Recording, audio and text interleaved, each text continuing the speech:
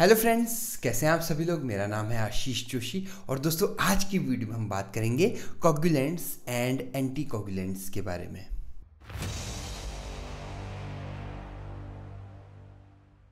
दोस्तों यूनिट 3 के second last topic में हम पहुंच गए हैं। आज हम बात कर रहे हैं कोगुलेंट्स एंड एंटी कोगुलेंट्स। सबसे पहले हम बात कर रहे हैं कोगुलेंट्स के बारे में। देखिए नाम से ही पता लग रहा है कोगुलेंट्स क्या होते हैं। देखिए कोगुलेंट्स वो होते हैं जो कोगुलेशन को प्रमोट करते हैं। ठीक है, कोगुलेशन। अब कोगुलेशन होता क्या है आपको पता ही है। ठीक है, कोगुलेशन मतलब ब्लड को क्लॉट करना। अब ब्लड को क्लॉट करने की ज़रूरत कब पड़ती है? जब हमारा जैसे कट लग गया, एक्सेसिव ब्लीडिंग हो रही है। ठीक है, ऐसी जगहों पे कट लग गया है, वेन वगैरह कट हो गई है ना। तो उसमें जो है आपने नोटिस किया होगा जब हमारा हाथ वगैरह कट जाता है कहीं पे, तो एक उसमें रेड कलर की या महरून या ब्लैकिश कलर की एक पपड़ी सी जम जाती है। वो किसके कारण जमती है? वो कोगुलेशन फैक्टर्स होते हैं, उनके कारण जमती है। ठीक है, तो इसके बारे में हम पढ़ रहे हैं। उसके बाद एंटी कोगुलेंट्स क्या है? कोगुलेशन का जस्ट अपोजिट है। एंटी कोगुलेंट्स क्या होते हैं?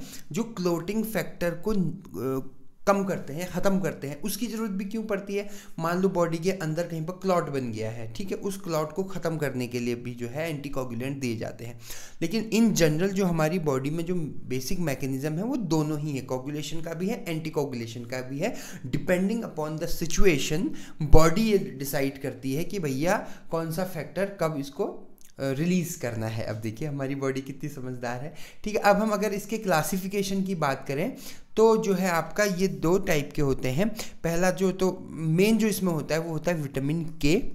ठीक है, विटामिन के। अब ये के में भी जो है दो सबसे मोस्ट इम्पोर्टेंट है, विटामिन K1 और विटामिन K3। ठीक है, उसके अलावा दूसरा जो होता है आपका मिसलेनियस होता है। ठीक है, अब मिसलेनियस में तो बहुत सारे आ गए मिसलेनियस। अब विटामिन के भी जो है ये भी दो टाइप का होता है। एक होता है फैट सॉल्युबल, ठीक है, फैट सॉल्युबल, और एक दूसरा होता है आपका वाटर सॉल्युबल। ठीक है, तो ये दो तरह के होते हैं। ये इसका बेसिक सा क्लासिफिकेशन है। अब हम बात कर रहे हैं इसमें जो जो ड्रग्स यूज़ होती है। कोई भी ड्रग इसमें स्टार मार्क की नहीं है। एंटी कोगुलेशन में ज़रूर आपको स्टार मार्क की ड्रग मिल जाएगी, कोगुलेशन में कोई भी नहीं है। पहली जो ड्रग है आपकी उसका नाम है मेनाडियोन। मेनाडायोन भी इसको बहुत लोग पढ़ते हैं। सिंपल सा स्ट्रक्चर है आपका। देखिए दो यहाँ पर ओ लगे हुए हैं, ठीक है, और एक जो है यहाँ पर मिथाइल ग्रुप लगा हुआ है, दो आपकी बेंजीन लगी हुई है। सिंपल सा कंपाउंड है। ठीक है, नेक्स्ट हम बात करते हैं एसिटामेनाडायोन। अब देखिए एसिटामेनाडायोन सेम वही स्ट्रक्चर है। यहाँ पर उसमें क्या लगा था प्रीवियस स्ट्रक्चर में? यहाँ पर डबल बॉन्ड O लगा था, यहाँ पर OCO-CH3 लगा हुआ, इधर पे भी और नीचे भी, अगर आप प्रीवियस से कंपेयर करेंगे। ठीक है, बाकी मिथाइल ग्रुप उसमें भी लगा हुआ है और मिथाइल ग्रुप इसमें भी लगा हुआ है। ठीक है, एसिटा इसका जो है एसिटामेनाडायोन नाम है। ठीक है, नेक्स्ट हम बात, दो ही ड्रग हैं इसमें। अब हम बात करते हैं एंटी कोगुलेंट्स की। एंटी कोगुलेंट्स क्या होते हैं? वो कंपाउंड जो कोगुलेशन फैक्टर को कम करते हैं, मतलब कोगुलेशन नहीं होने देते हैं। ठीक है, जैसे हेमरेज वगैरह में, ब्लड क्लॉट वगैरह में इसमें यूज़ किया जाता है एंटी कोगुलेंट्स का।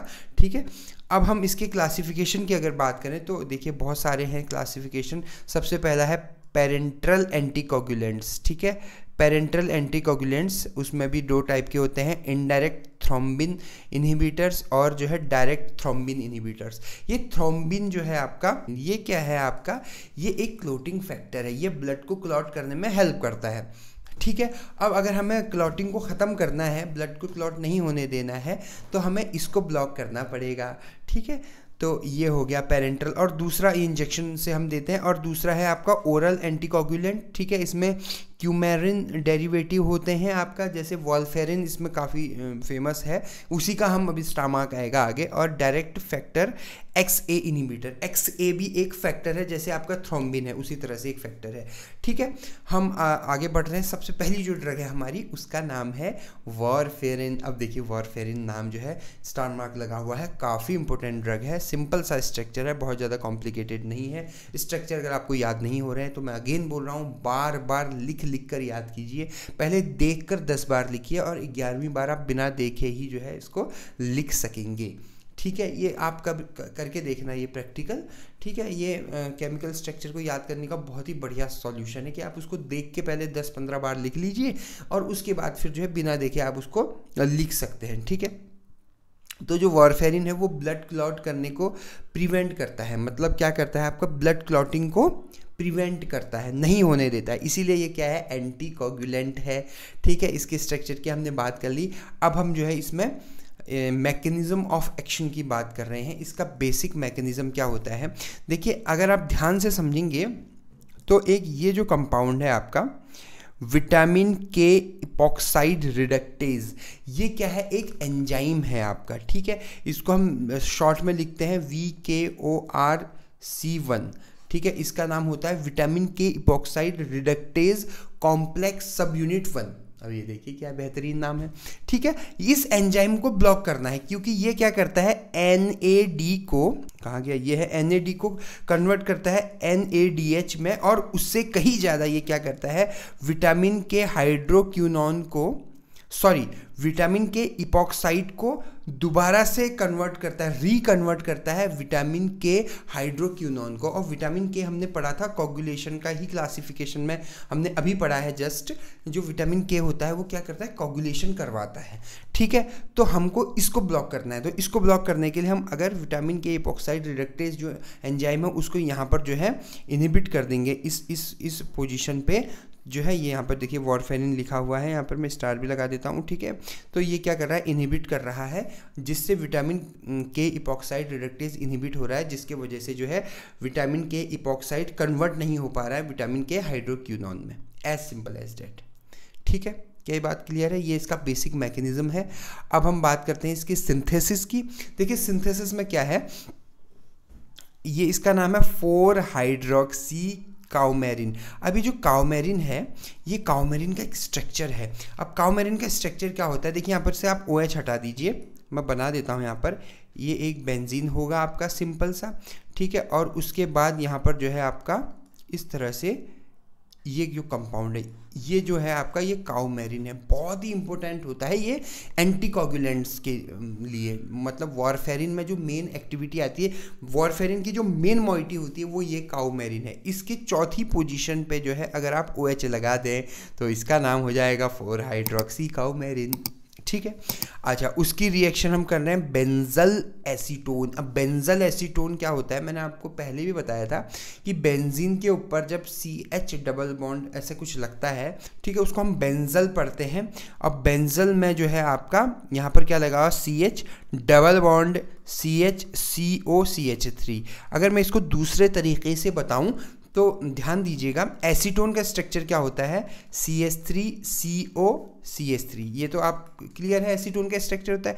इसमें से एक हाइड्रोजन को हटा के, एक हाइड्रोजन को इसमें से हटाएंगे तो क्या हो जाएगा आपका CH2 हो जाएगा, और फिर एक हाइड्रोजन और हटाएंगे तो क्या हो जाएगा, CH हो जाएगा।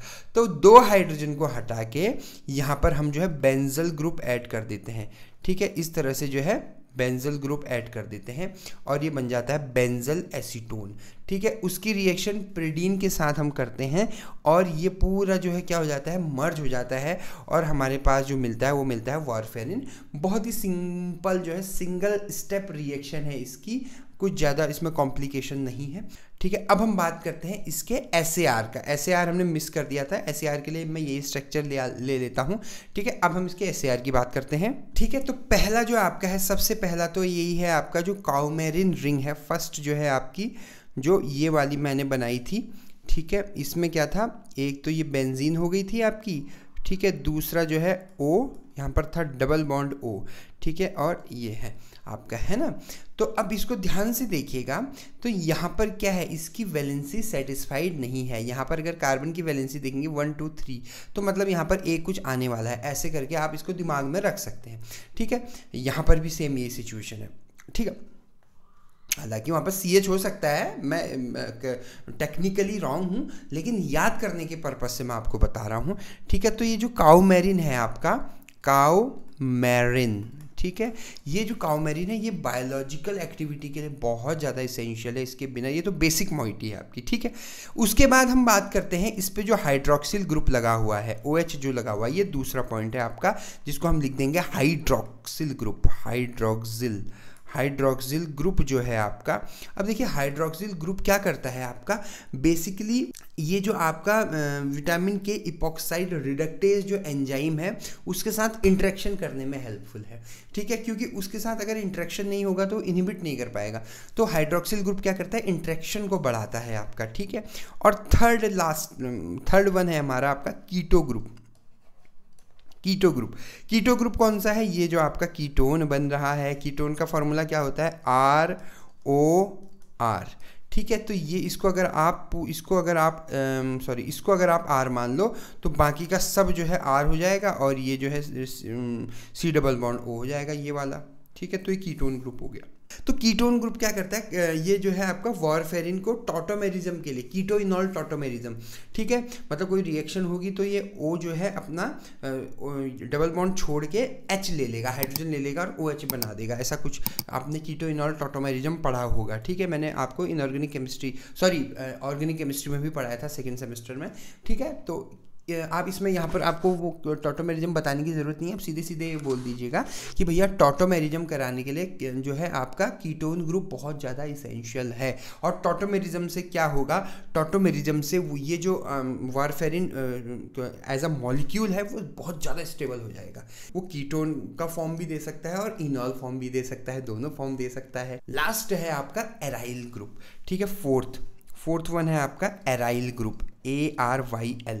अच्छा, एराइल ग्रुप क्या होते हैं, एराइल ग्रुप होता है R और बाकी जो है आपका बेंजीन लगा हुआ है। अगर एराइल ग्रुप क्या है वो भी बहुत इसेंशियल है एक्टिविटी के लिए। देखिए जहाँ पर आपको समझ में नहीं आ रहा है, याद नहीं हो रहा है, बहुत ज़्यादा कंफ्यूज हो रहे हो, वहाँ पर आप एक लाइन लिख सकते हैं कि ये बहुत ज़्यादा इसेंशियल है एक्टिविटी के लिए, ठीक है। ये क्या करता है आपका, काउमेरिन रिंग के साइड चेन पे जो है रहता है, जिससे इसकी एंटीकोगुलेंट एक्टिविटी बढ़ रही है, ठीक है। ये क्या है, काउमेरिन रिंग है पूरी, इसको आप मान ले काउमेरिन रिंग है, और यहाँ पर ये इसको एराइल ग्रुप, इसको अगर मैं बेंजीन मान रहा हूँ और ये पूरा R मान रहा हूँ, और ठीक है, ये क्या है, इसका काउमेरिन का साइड चेन माना जाएगा। तो क्या कर रहा है, ये साइड चेन में एक्टिविटी दे रहा है, जिसके वजह से जो है वारफेरिन की एंटीकोगुलेंट जो एक्टिविटी है वो इन्हेंस हो रही है, ठीक है।